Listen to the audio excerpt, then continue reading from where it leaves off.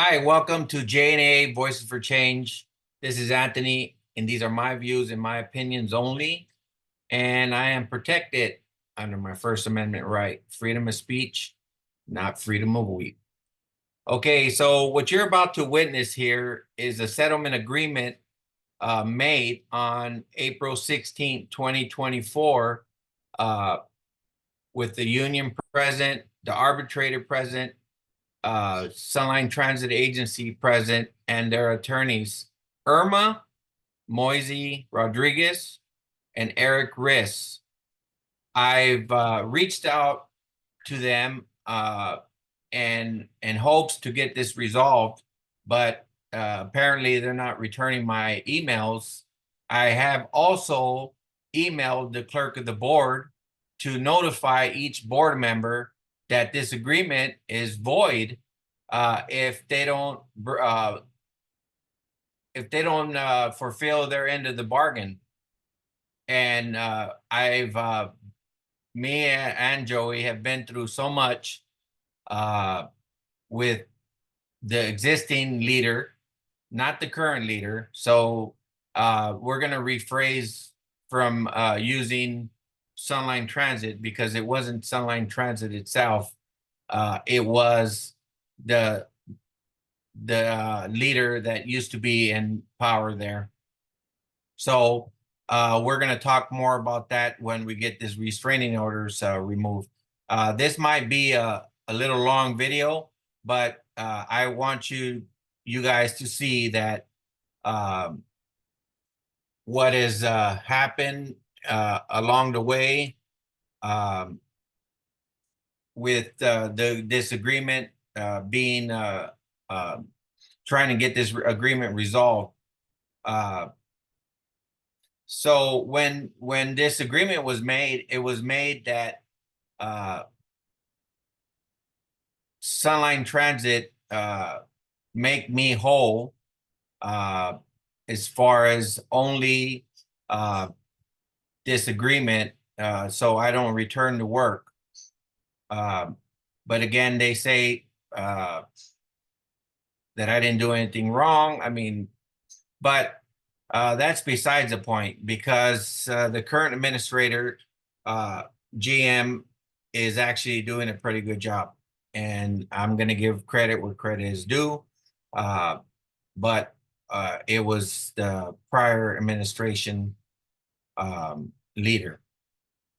Okay, so I'm gonna play you the video of April 16th, 2024, and you're gonna see that they have 45 days to make me whole. Nowhere in there did they say that an insurance company was gonna pay me, and I had to wait 3 months or 4 months to get paid. It said 45 days from the date of that signature to pay the amount that was agreed upon. But till this day, it's actually 11 days later. Uh, we're still owed a big portion of the agreement. A check was delivered to my home address, excuse me, by an employee, a safety officer, which came up uh, and delivered this portion of the money. And the next portion, here we are going around in circles, playing games. Um, I will be emailing the arbitrator because, of course, they haven't met their agreement that was agreed upon. Um, Robert Bergeson, Riverside Drive, uh, number 142, Sherman Oaks, California. Email Robert Bergeson at earthlink.net. I will be submitting an email to him that this agreement hasn't been um, fulfilled. So those of you that are watching that are part of this holdup, I guess I might be returning to work. I have no problem with that. I guess I might be returning to work. Yep. So let me get you the video. It's a little long. This video is going to be a little long, but you're going to see what was agreed upon. But to this day, hasn't been fulfilled, and I want interest on this money that's owed. Okay, so here it is. You're gonna It's gonna be a little long, but you're gonna listen to what was said in this arbitration meeting, and you tell me uh, what you agree, what you feel about it, or make a comment, subscribe, and don't be afraid, because here it is.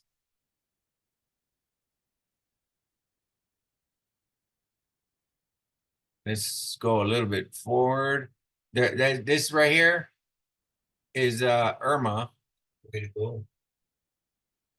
Irma, she doesn't look too happy. She's part of the risk management. She's part of the risk management that's saying that they have to pay me that portion of that's owed. Again, this is her name, Irma Rodriguez Moisey, and this is Eric Riss, and of course Tamara's there. Let's forward it a little bit. Look at her office, doesn't even look too fancy. There's stuff that goes before their ERB, more sort of behind the scenes, that kind of stuff. We want to go back to it a little bit. We'll go down in history as your biggest case.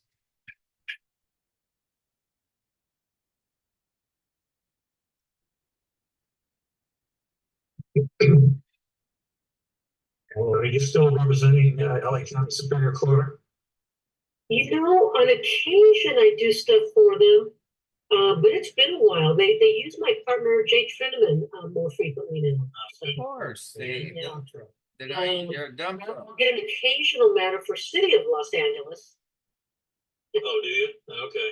Yeah, but not their stuff that goes before their ERB, more sort of behind the scenes, that kind of stuff. So Yeah, it costing the agency money. oh, yeah. Costing the agency big money. I should share with you all that I am going to go off the call, the Zoom. Eric is going to take the lead in putting the agreement on the record. So it was nice seeing everyone. That's the one that's costed this agency so much money right there. Irma Rodriguez Moiza. So we'll see. We'll see if this firm goes down in history as the one that costed the agency the most money. Looking good. I like the glasses. Can't see. I had cataract surgery. I still can't see. So. Oh my goodness. Oh my goodness. All right, Eric. I'm looking at the latest version. Great. Is the added thing in track changes or? No, it's a whereas clause about 2/3 of the way down page 1.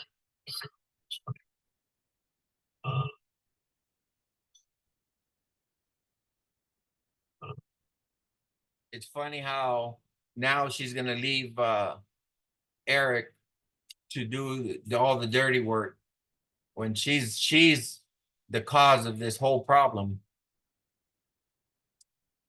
That's my opinion, of course, but the facts are the facts.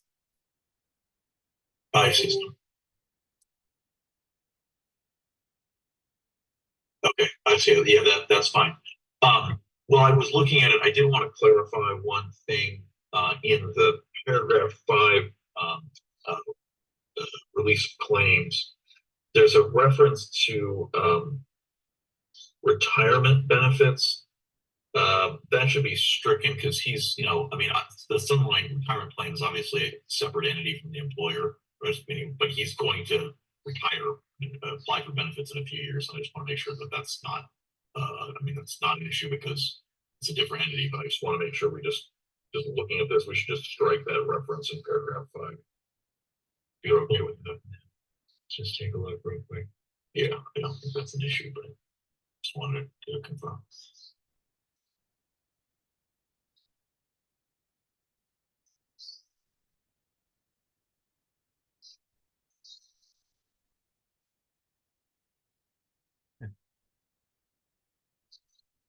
Our plan is a separate legal entity, but if we just strike that, it eliminates any potential confusion down the line. Sure, yeah, that's fine. Okay, if you want to delete that, then just send me a clean version. Or the whereas on the Risk Management Association. Okay, here we go. Here we go. Here we go.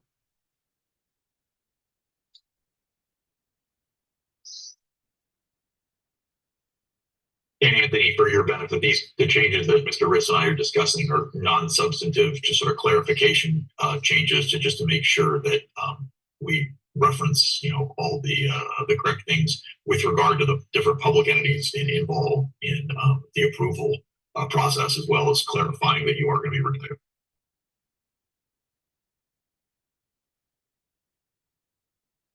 Okay. It won't affect the material terms of the agreement.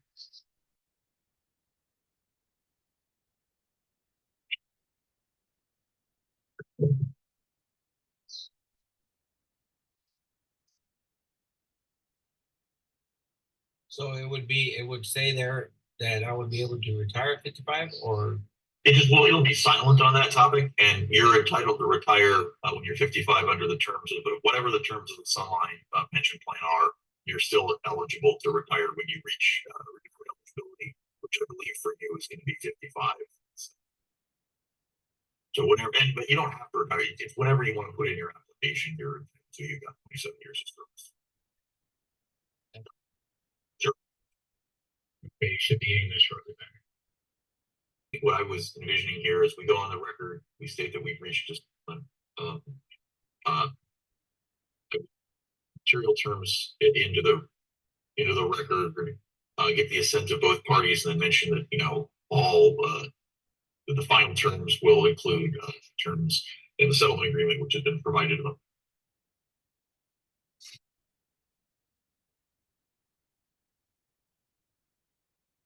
We read the entire agreement to the record. I'm with doing that, but I'm open. Yeah, I mean, if you want to read the entire agreement into the record, that's fine too. I don't have any problem with that. I just wasn't sure how you want to proceed. That's fine. You got it. You want to read it, and then we get read that to the court reporter, get verbal assents from Mr. Garcia and Ms. Miles, and then we'll exchange signatures, and that's it. Perfect. Okay. Okay. Great. Okay, so should we go on the record at this point? Yeah, let's go on the record.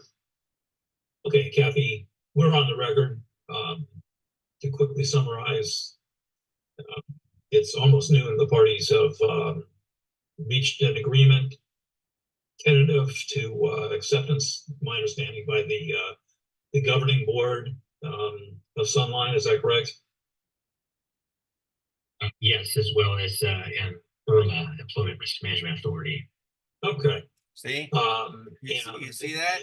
Employee Risk Management Authority. That's the one that their payment hasn't I haven't received that payment.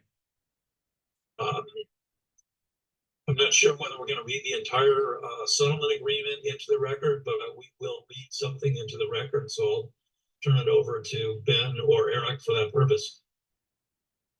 Yeah, I think the employers indicated that they would prefer to read the full text of the settlement agreement into the record, and the union has no objections to that. So I'll let Mr. Riss take over. Thanks, Ben. Kathy, I'll try and go at a speed where you can capture it because it's a couple pages here. All right. Separation agreement and general release. The separation agreement and general release, hereinafter referred to as agreement, is made and entered into by and between Anthony Garcia, hereinafter referred to as employee, and Sunline Transit Agency, hereinafter referred to as employer, and is made in light of the following circumstances. Whereas employee has been employed by employer since 1997 and has held the position of motor coach operator. Whereas employee was issued a notice of termination on or about September 7th, 2023, with an effective date of termination on September 7th, 2023. And whereas employee has appealed the termination and an arbitration on his appeal was scheduled for April 16th, 2024, and whereas employee has an active unfair practice claim with the Public Employment Relations Board, case number LA-CE-1536-M, hereinafter referred to as PERB charge, which remains pending before an administrative law judge. Whereas Riverside County Superior Court Commissioner Arthur C. Hester issued workplace violence restraining orders, hereinafter referred to as restraining orders, on June 7th, 2023, which apply to employee and remain in effect through June 7th, 2026. And whereas employee has filed an appeal of those restraining orders, which currently remains pending, whereas employer's settlement remains subject to Sunline Board of Supervisors approval during its next scheduled public meeting on April 24th, 2024, and if the board rejects this settlement, then the parties shall return to arbitration within 90 days, subject to the arbitrator's availability, whereas employer's settlement remains subject to the ERMA's, hereinafter referred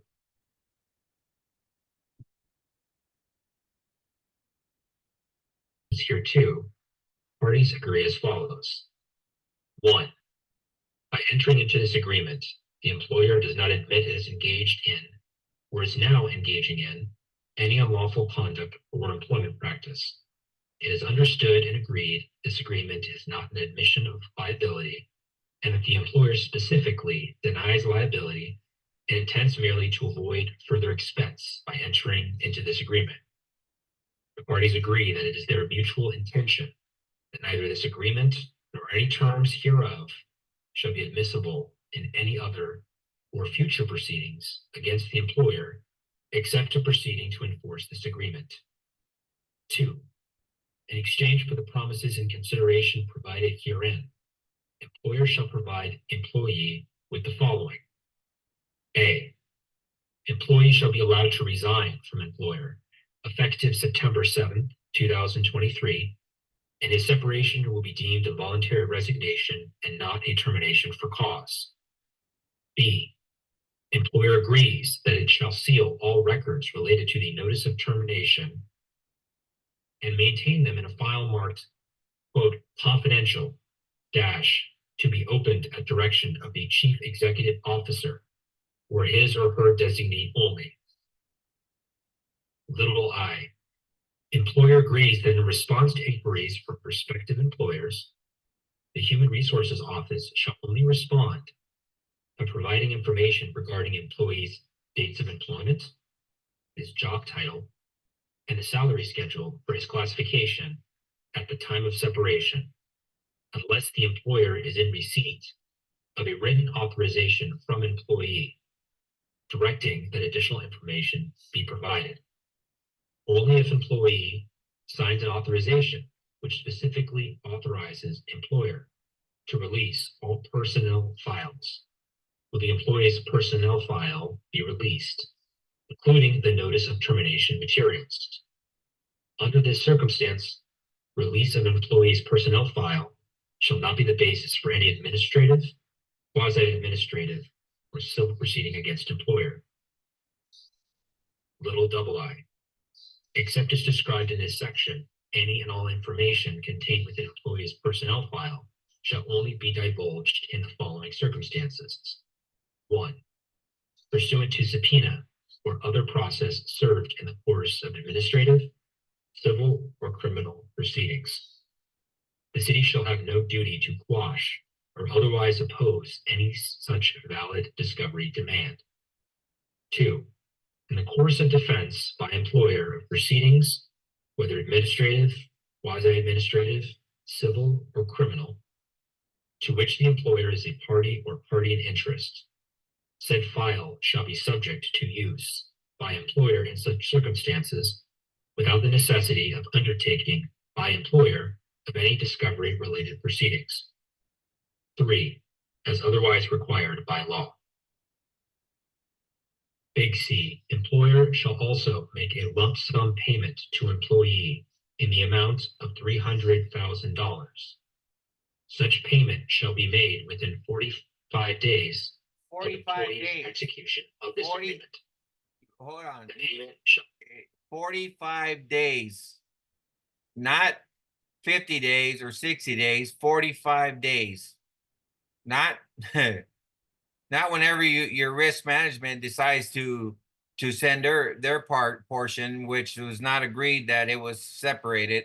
It's supposed to come with one lump sum. be made as a 1099 payment. The employee shall be solely responsible for any tax payments owed as a result of this payment. 3. The term employer shall include the employer, officers, directors, attorneys, servants, agents, elected officials, and employees, whether past or present, of employer. 4. In return for the consideration of the promises made by employer above, employee and amalgamated transit union, ATU, shall dismiss the appeal of employees in termination. 5. In return for the consideration of promises made by employer above, employee on behalf of himself, his heirs, estate, executors, administrators, successors, and assigns forever to releases and discharges employer from any and all claims, including but not limited to actions, causes of actions, claims, judgments, Right, the word after causes of actions I missed. claims. Sorry. Well, I'll start from there then. Claims, judgments, obligations, damages, costs, attorney's fees, demands of liabilities of whatsoever kind and character arising out of any oral or written employment agreement, including but not limited to the personnel manual of the employer, and arising out of employment or any other transaction between the parties or their predecessors in interest, including but not limited to any claims relating to wrongful discharge, intentional infliction of emotional distress, breach of any implied covenant of good faith and fair dealing, injury to personal reputation, damages to personal and family rights, negligent infliction of emotional distress, interference with prospective economic advantage, employment discrimination, and or terms of employment arising under the common law. Arising under the Common. Title VII of the Civil Rights Act of 1964, as amended. Americans with Disabilities Act of 1990, as amended. Age Discrimination in Employment Act, as amended. The Family Medical Leave Act of 1993. 42 U.S.C. sections 1981 through 1988.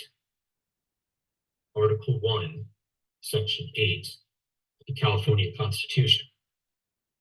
California Civil Code 51 and sequence. California Government Code Section 1940 and sequence. Excuse me, scratch that. It's actually 12.940 and sequence. California Labor Code Section 132A. California Labor Code Sections 233 and 234. California Labor Code Sections 4553 and 4553.1. California Family Rights Act. California Labor Code Sections 1102.5 and 1105. Or any other federal, state, or county statute, regulation, ordinance, or order relating to wrongful discharge, wages, payment under any bonus plan, vacation pay, sick leave, family care leave, kin care. Sorry, the last one, after family care leave, first word, Kin, K-I-N. kin care.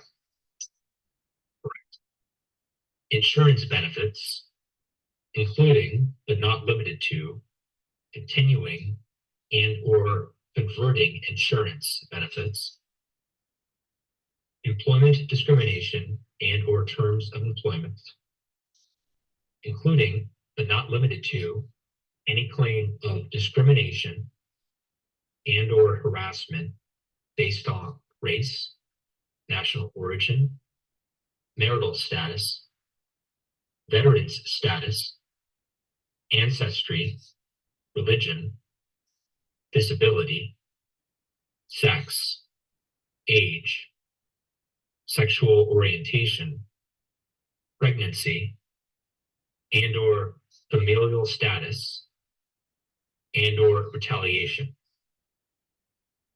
Employee represents and warrants that employee has not assigned any such claims or authorized any other person or entity to assert such claims on his behalf. Further, employee agrees that under this agreement, employee waives any and all claims for damages incurred at any time after the date of this agreement because of any alleged continuing effect of any alleged acts or omissions involving the termination of employee which occurred on or before the date of this agreement, and any right to sue for injunctive relief against the alleged continuing effects of wrongful discharge or discrimination based on alleged acts or omissions occurring prior to the date of this agreement. Except, however, this release does not include any claims employee may have for workers' compensation benefits and does not include employees' appeal Listen to this. from the workplace violence restraining order and civil harassment order issued by the Riverside County Superior Court on or about June 7th, 2023. Additionally, this release does not include employees' court charge, Does not include. case number LA. You guys pay attention to that. Does not include the PERB, unfair labor practice, which I won. CE-1536-M, pending before the Public Employment Relations Board, except, however, should employee prevail from the pending FERB charge. Employee What you're saying per charge? PERB. Okay, thank you. No problem. Employee expressly waives his right to reinstatement as a remedy. 6, employee understands and agrees that this agreement extends to all claims of any kind, nature, known or unknown, suspected or unsuspected, past or present, arising out of the termination of employee, and in that regard, employee acknowledges that employee has considered the provisions of Section 1542 of the California Civil Code, which reads as follows. A general release does not extend to claims that the creditor or releasing party does not know or suspect to exist in his or her favor at the time of executing the release, that, if known by him or her, would have materially affected his or her settlement with the debtor or released party. Employee hereby waives any rights that employee may have under Section 1542. Except, however, this general release does not include any claims employee may have workers' compensation benefits, and does not include employees' appeal from the workplace violence restraining order and civil harassment order issued by the Riverside County Superior Court on or about June 7th, 2023, or pursuit of the pending FERB charge, with no right to reinstatement as a remedy. 7, employee represents and warrants that employee has not assigned to any other person or entity any of the released claims. Employee further represents and warrants that employee has not directly or indirectly caused any liens or claims to be placed on the amount being paid by the employer as provided in this agreement, and further represents and warrants that employee is not aware of the existence of any such liens. Employee agrees to defend, indemnify, and hold employer harmless from any liability, losses, claims, damages, costs, or expenses, including reasonable attorney's fees, arising out of a breach of the representations and warranties contained in this paragraph. It sounds like there's a breach in this contract because the 45 days are up. Sounds like there's a breach to me. 8, employee agrees to the fullest extent permitted by law that employee will not initiate or file a lawsuit or internal proceeding to assert any released claims.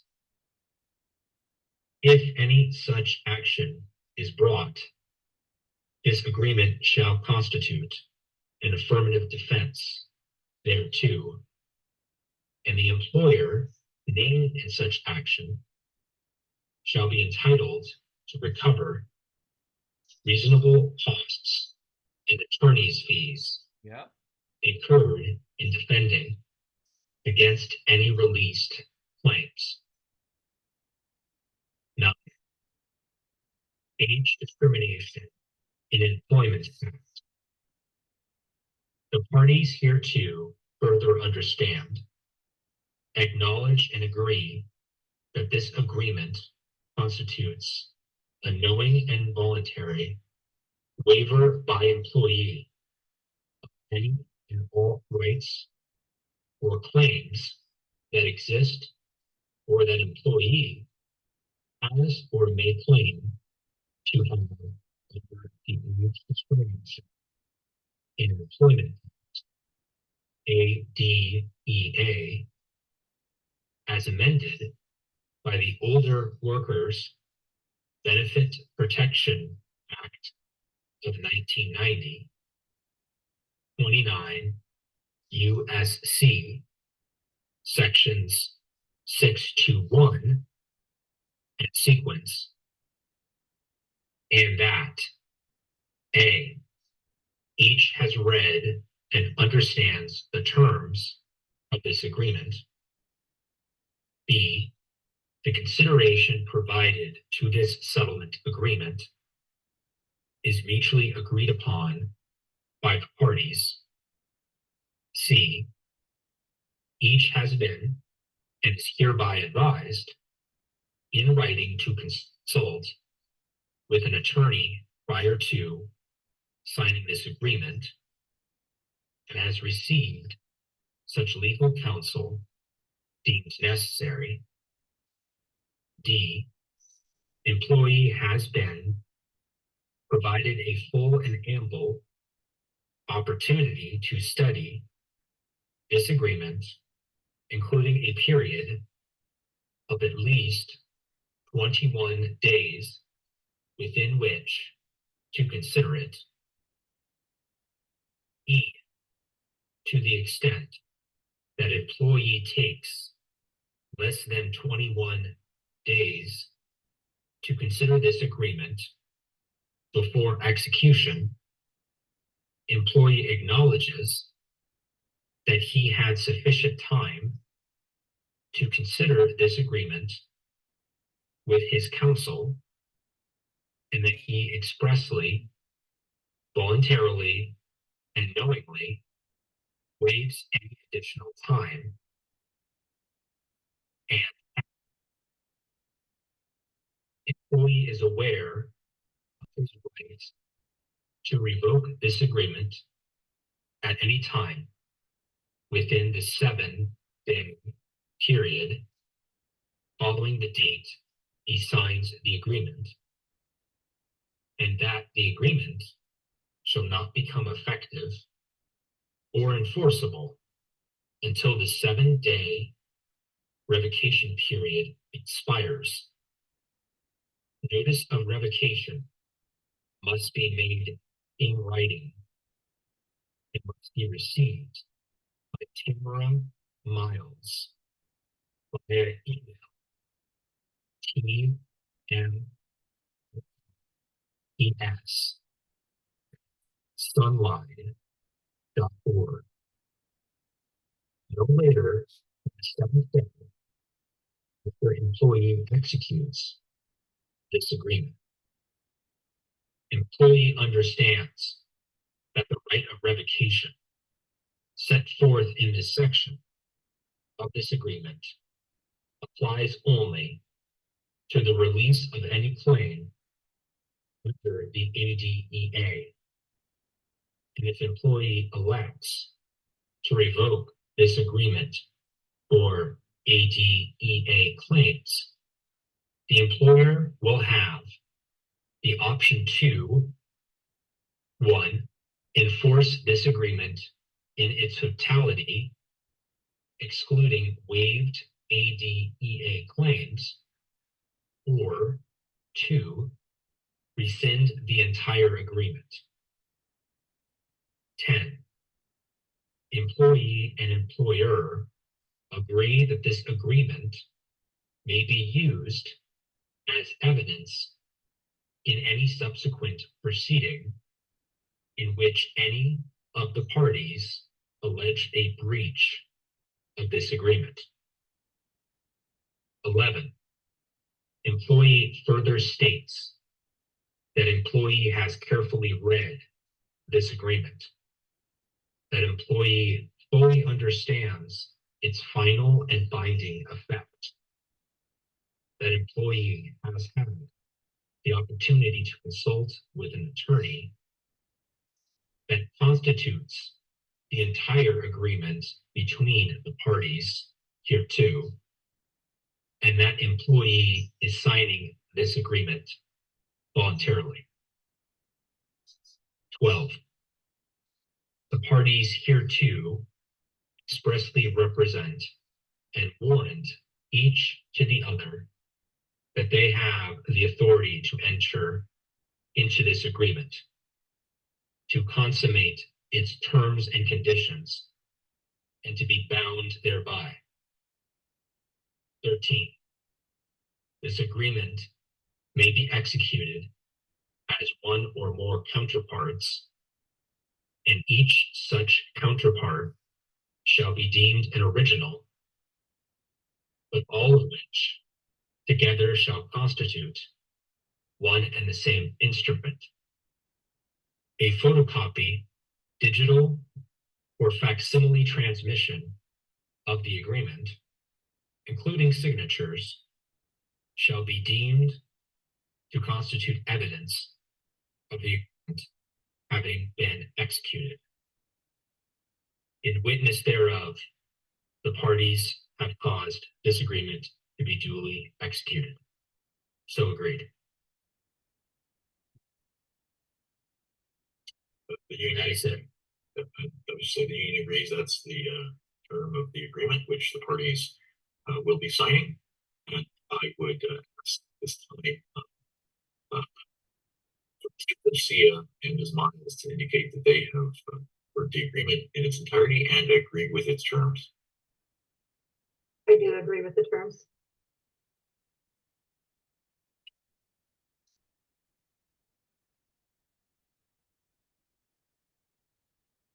I'm sorry I couldn't get my mute off. I agree with the terms. Thank you. Thank you. I believe that concludes the matter. Unless the arbitrator has any further directions, I would just say that I believe that the parties, it's not the agreement, the parties have agreed to split the arbitrator's bill in this case. Okay. All righty. Okay, so sorry for this such a long video, but the proof is in the pudding. And I want to thank Ben and Victor and Maria, of course, and the arbitrator, and all the other individuals that took part in this.